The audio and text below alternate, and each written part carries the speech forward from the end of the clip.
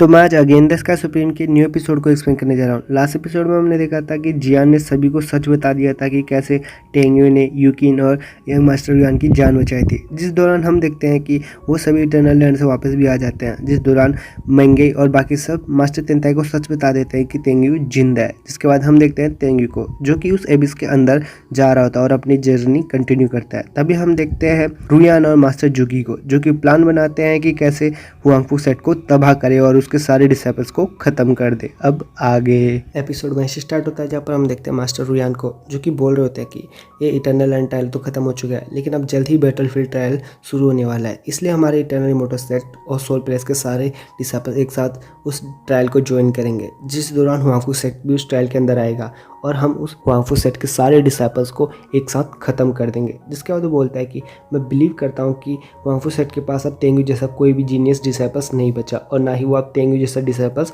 बना सकते हैं, इसलिए मैं जानता हूँ कि हुआंगफू सेट का अब जल्द ही खात्मा होने वाला है। जिसकी ये सही बात सुनकर हम देखते हैं मास्टर जुगी को जो कि खुश हो जाती है। तभी हम देखते हैं मास्टर रुयान को जो कि बोल रहे थे कि मास्टर जुगी मुझे आपसे कुछ कहना है और मैं उम्मीद करता हूँ कि आप ही ये चीज़ पूरा कर सकते हैं। जिसकी बातें सुनकर मास्टर जुगी बोलते हैं कि आप जो चीज़ कहना चाहते हो तो प्लीज़ कह दीजिए, मैं ट्राई करूँगी कि मैं वो चीज़ पूरा कर सकूँ। जिसकी बात सुनकर मास्टर रुयान बोलते हैं कि मैं आपसे जो भी बोलूँगा वो सच बोलूँगा। जिसके बाद वो बोलता है कि मेरा बेटा यूकिन को लेकर कुछ फीलिंग रखता है, इसलिए मैं चाहता हूँ कि उन दोनों की शादी करवा दीजिए और मैं ये प्रपोजल आपके लिए रखता हूँ और मैं उम्मीद करता हूँ कि आप इस चीज़ के लिए एग्री हो जाओगे। जिसके बाद हम देखते हैं मास्टर जुगी को जो कि बोल रही होती है कि हम दोनों की दोस्ती तो बहुत अच्छी है, लेकिन आप जो ये बोल रहे हो ये पॉसिबल नहीं है। जिसके बाद बोलती है कि यूकिन सोल फेरी प्लेस की एक सेंट है और इन फ्यूचर वो सोल मास्टर बनेगी। जिसके बाद वो बोलती है कि उसका पोजीशन बहुत ही हाई लेवल होगा, तो मैं आपको लगता है कि इस बात के लिए एग्री करूँगी। जिसकी बात सुनकर मास्टर रुयान बोलते हैं कि आप ये चीज़ भूल रही हो कि मेरा बेटा भी कोई मामूली इंसान नहीं है, इन फ्यूचर में वो इटर्नल इमॉर्टल सेट का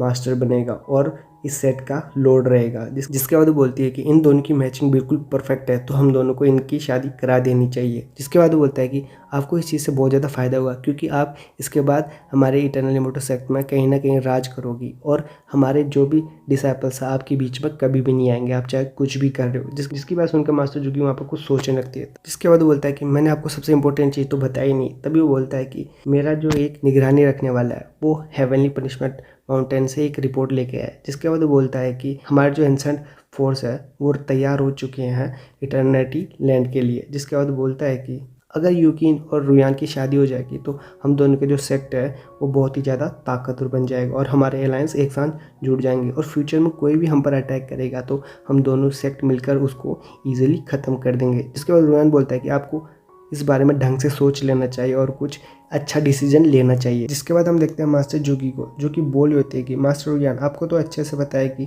नैनगॉन होली डायनेस्टी की सबसे बड़ी प्रिंसेस है और उसकी शादी कोई मामूली चीज़ नहीं है, ये एक हाई रिस्पॉन्सिबिलिटी है जो कि इसके बारे में मैं डिसीजन नहीं ले सकती। जिसके बाद हम देखते हैं मास्टर रुयान को जो कि हंस रहे होते हैं और बोलते हैं कि मास्टर जुगी आप तो बहुत ही मामूली इंसान हो, लेकिन आपको अच्छे से पता है कि हम दोनों का रिलेशन क्या है, बहुत ही अच्छा दोस्ताना। जिसके बाद वो बोलता है कि मैंने आपके बारे में कुछ सुना है। जिसके बाद वो बोलता है कि जो होली लॉर्ड नैनगॉन है और वो आपकी रिलेशन बहुत ही अच्छा है, अगर आप कुछ भी सीरियसली बोलोगे तो वो बिल्कुल भी मना नहीं करेंगे। जिसकी बात सुनकर मास्टर जुगी बहुत ही ज़्यादा हैरान हो जाती है और बोलती है कि मास्टर रुयान आपको तो मेरे बैकग्राउंड के बारे में बहुत पता है। जिसकी बात सुनकर मास्टर रुयान बोलता है कि मास्टर जुगी आप जो समझ रही हो वो बिल्कुल नहीं है, मैं आपके बारे में जानबूझ के चेक नहीं करवा रहा था और आपके बारे में जो भी डिटेल्स है वो मैंने जानबूझ के नहीं निकलवाई। मैं एक मास्टर हूँ और मैं बहुत ही समय तक तियानपू माउंटेन में रहा हुआ हूँ, इसलिए मुझे सारे सेक्ट और सारे कॉन्टिनेंट्स के बारे में जानना जरूरी होता है, इसलिए मुझे कहीं ना कहीं हर किसी के बारे में कुछ ना कुछ पता है। जिसके बाद हम देखते हैं मास्टर जुगी को जो कि उसकी बात सुनकर बोलती है कि मैं जानती हूँ अच्छे से, और वो बोलती है कि आपने जो मुझसे बोला हमारे जो सेक्ट है उन दोनों की एक अच्छी सी अलायंस बनाए और उन दोनों को ज्वाइन कर ले, इस बात से मैं एग्री करती हूँ, लेकिन आपने जो यूकिन से शादी करने की बात की है इस बारे में मैं कुछ नहीं कर सकती और हमें इसके बारे में कभी और बात करनी चाहिए। जिसके बाद हम देखते हैं वहाँ पर एक आवाज़ आती है जो कि मास्टर जुगी को बोलती है कि जो यूकिन है उसकी तबीयत बहुत ही ज़्यादा ख़राब हो चुकी है, न जाने उसको क्या हुआ है। तभी ये बात सुनकर मास्टर जुगी बहुत ही ज़्यादा परेशान हो जाती है और वो वहाँ से जाने का डिसीजन करती है। तभी हम देखते हैं कि वो वहाँ से चली जाती है। तभी हम देखते हैं मास्टर रुयान को और वहाँ पर यंग मास्टर रुयान भी आ जाता है। जिसके बाद वो बोलता है कि फादर क्या आपने मेरी और यूकिन की शादी की बात की, तो जिस दौरान वो एग्री हुई या नहीं हुई। जिसके बाद हम देखते हैं रुयान को जो कि बोलता है कि नहीं वो अभी एग्री नहीं हुई।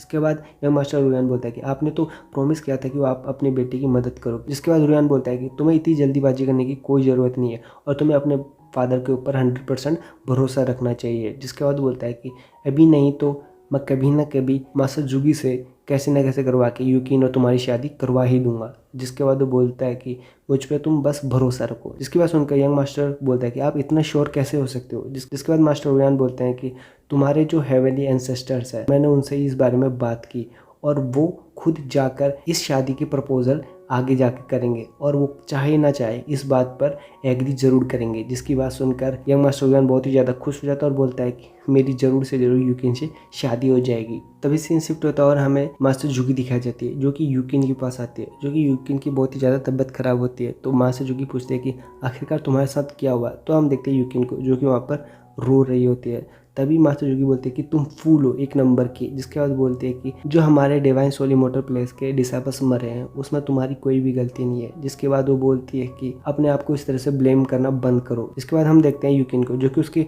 बाल होते हैं वो काले से अब सफ़ेद हो जाते हैं। तभी हम देखते हैं यूकिन को जो कि मन ही मन अपना पास हो चुकी थी, कैसे टेंगू ने उसकी जान बचाई और वो एक्चुअली में टेंगू के लिए रो रही होती है क्योंकि उसे खबर मिल चुकी थी कि टेंगू मारा जा चुका है। तभी सीन शिफ्ट होता है और हम देखते हैं टेंगू को जो कि सिम्बा के साथ वो जर्नी आगे चल रहा होता है। तभी वो बोलता है कि हम इस एबिस के 2000 माइल्स अंदर आ चुके हैं लेकिन ये एबिस अभी तक ख़त्म नहीं हुआ, न जाने ये एबिस क्या चीज़ है। जिसके बाद हम देखते हैं वो सिम्बा को बोलता है कि सिम्बा थोड़ा धीरे चलो क्योंकि उसे कुछ अजीब सा महसूस हो रहा होता है। तभी हम देखते हैं उसे नीचे बहुत सारे स्केलेटन मिलते हैं और वो बोलता है कि ये एंसेंट टाइम के हैं और वो बोलता है कि इसे इविल गोल्ड ने डिस्ट्रॉय किया होगा जो कि हेवनली पनिशमेंट को ख़त्म करना चाहता था। जिसके बाद वो बोलता है कि उसके लिए ये सब चीज़ तो बहुत ही ज़्यादा ईजी होगी। जिसके बाद हम देखते हैं वो सिम्बा को बोल रहा था कि सिम्बा जल्दी से जल्दी आगे चलो। तभी हम देखते हैं कि कुछ समय बाद सिम्बा उसे बहुत ही दूर लेके आ जाता है जहाँ पर उसे कुछ अजीब सी जगह दिखती है जिसे देखकर टेंगू को बहुत ही ज़्यादा गुस्सा आ जाता है और वो सिम्बा वहाँ पर जोर से रोर करने लग जाता है। जिसके बाद सिम्बा उसे पूछा होता है कि आखिरकार तुम्हें क्या हुआ है। जिसके बाद हम देखते हैं सिम्बा उसे एकदम से उस गुफा के अंदर लेके आ जाता है जहाँ पर हम देखते हैं वहाँ पर एक बहुत ही बड़ा स्केलेटन होता है और उसके अंदर एक बहुत ही बड़ी तलवार घुसी हुई होती है जिससे उसे मारा था। जिसके बाद हम देखते हैं तेंगू को जो कि ये सब चीज़ देखकर बोल रहा होता है कि ये तो प्री हिस्टोरिक क्लैन के जायंट गोड का स्केलेटन है और वो बोलता है कि यहाँ पर तो बहुत सारे इविल्स गोड के भी स्केलेटन है। जिसके बाद हम देखते हैं वो बोलता है कि इन सबको उसने अकेले ने मारा होगा। जिसके बाद हम देखते हैं तेंगू नीचे आ जाता है और उस स्केलेटन के सामने खड़ा होकर बोलता है कि तुम्हारा इस डेथ और इस सेक्रीफाइस को मैं ऐसे ही जाया नहीं जाने दूंगा, एक दिन मैं उससे ज़रूर से ज़रूर रिवेंज लूँगा। जिसके बाद हम देखते हैं वो सिम्बा के पास आता है और बोलता है कि सिम्बा तुम्हें इस तरह सैड होने की कोई ज़रूरत नहीं है और हमें यहाँ से जल्दी निकलना होगा। और यही सब चीज़ दिखाते हुए ये एपिसोड यहाँ पर ही ख़त्म हो जाता है।